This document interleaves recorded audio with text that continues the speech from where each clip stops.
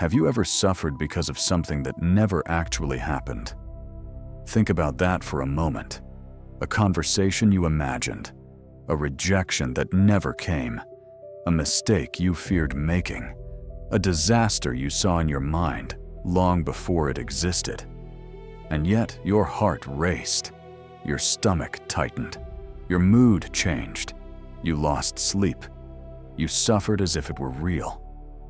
Why? Because there is a secret your mind uses against you every single day. A hidden mechanism that affects your emotions, your decisions, your confidence, and even the way you see your life. Most people never discover it. And because they never discover it, they spend years trapped inside worries that never become reality. But once you understand this secret, something changes. You stop becoming a prisoner of your thoughts, and you begin taking back control. So I want you to keep one question in your mind throughout this video. What if the problem isn't your life, but the story your mind keeps telling you about it? Don't answer yet, because by the end of this video, that question may completely change the way you think. Your mind has a job, and surprisingly, that job is not to make you happy. It's not to make you peaceful. It's not to help you enjoy life. Its primary mission is much simpler: to keep you alive. Thousands of years ago, that was incredibly useful. Our ancestors lived in a dangerous world. Predators existed. Food was uncertain. Tribes fought each other. Survival was never guaranteed. Back then, the people who survived were not the most relaxed. They were the most alert, the most cautious, the most suspicious, the ones who noticed danger before everyone else. And although the world has changed dramatically, your brain still carries much of that ancient programming. That's why psychologists talk about something called the negativity bias. Your brain naturally pays more attention to negative information than positive information. One criticism can outweigh 10 compliments. One failure can erase 10 successes. One rejection can feel stronger than 10 moments of acceptance. This isn't because something is wrong with you. It's because your brain evolved to prioritize threats. The problem is that today's threats are often psychological rather than physical, and your brain frequently treats both the same way. That is where suffering begins. Imagine two people receiving the exact same message. "We need to talk tomorrow." That's it. 4 simple words. The first person reads it and moves on with their day. The second person immediately starts imagining worst-case scenarios. Am I getting fired? Did I do something wrong? Is someone upset with me? Is something terrible about to happen? Hours pass. Stress grows. Sleep becomes difficult. Concentration disappears. The next day arrives, and the conversation turns out to be completely normal. Nothing terrible happened. Nothing was wrong. Nothing dangerous existed. So here's the question. Who created the suffering? Not reality. Reality was harmless. The suffering came from the story. And this happens every day. Most people are not reacting to reality. They're reacting to the stories their minds create about reality. And that brings us to the secret your mind uses against you. It's surprisingly simple. Your mind convinces you that every thought you have is true. Think about that. A thought appears, and you instantly believe it, without questioning it, without examining it, without challenging it. Your mind says, "You're not good enough." You believe it.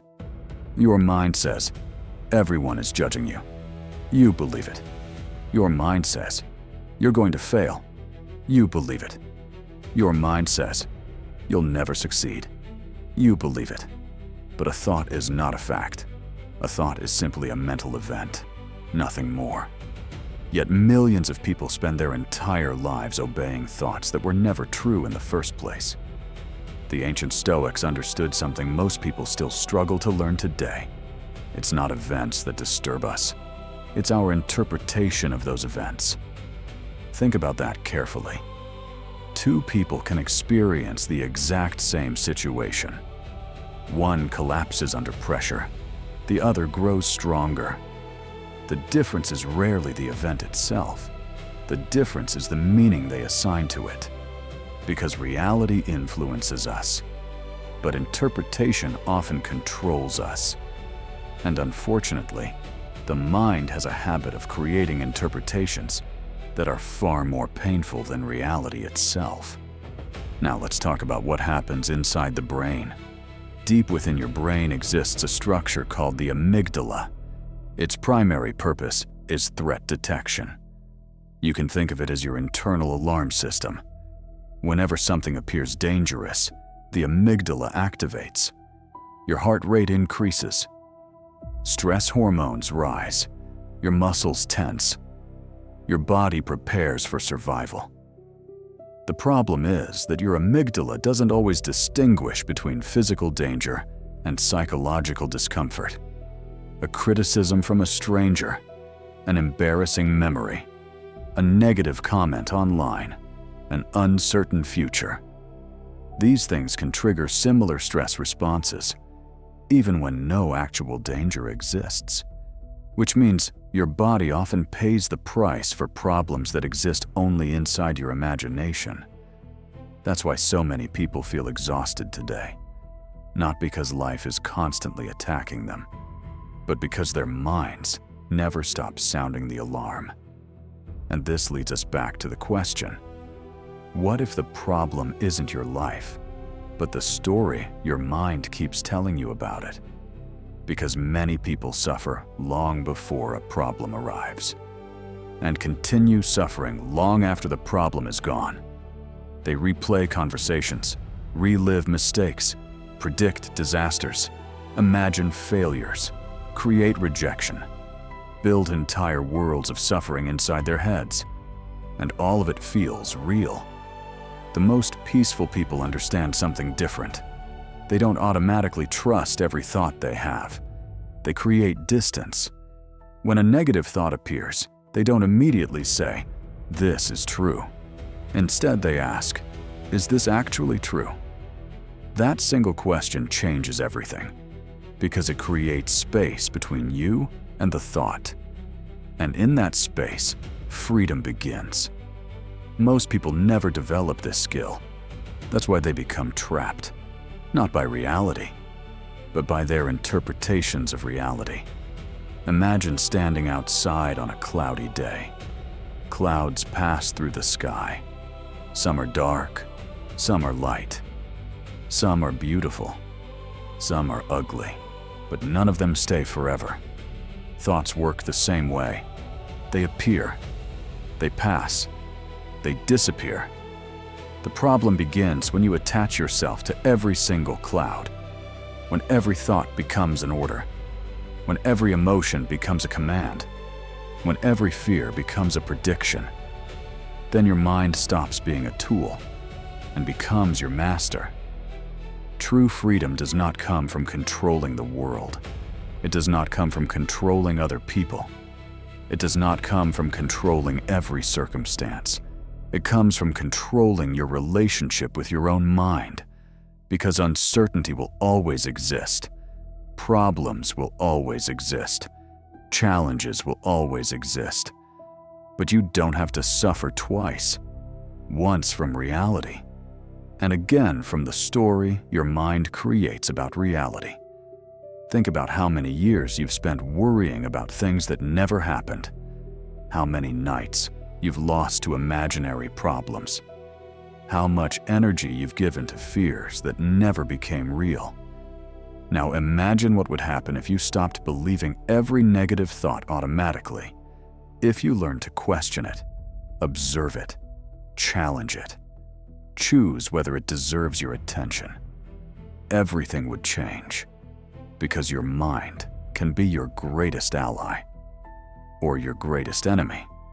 The difference is who holds the steering wheel. Let's return to the question we started with. What if the problem isn't your life, but the story your mind keeps telling you about it? By now, you may already know the answer. Many people spend their entire lives trying to change the outside world, but they never learn to understand the world inside their own heads. And because of that, they continue suffering, even when their circumstances improve. Real transformation begins the moment you realize that you are not every thought that appears in your mind. You are the observer of those thoughts. You are the one who chooses which thoughts deserve attention. You are the one who decides what actions to take. And that changes everything. Because the secret your mind uses against you is simple. It convinces you that every thought is the truth. But the moment you stop believing that lie, you reclaim your power. You reclaim your clarity. You reclaim your peace. And you discover what the Stoics understood centuries ago. The mind is an extraordinary servant, but a terrible master. If this message resonated with you, subscribe to Stoic Wisdom, because learning to master your mind may be one of the most important skills you ever develop. And the sooner you begin, the sooner you'll stop being controlled by your thoughts and start directing them yourself.